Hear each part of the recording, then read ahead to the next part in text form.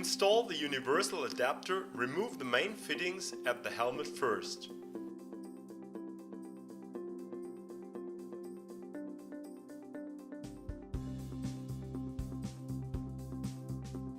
Take the universal adapter together with a screw and fix it onto the helmet. Therefore, place the universal adapter on the edge protection and bring it into the right position. After that, lock it in place.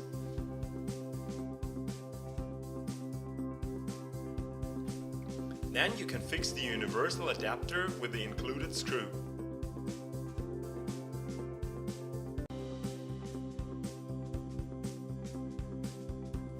With the help of the universal adapter, you can easily install additional accessories, such as a lamp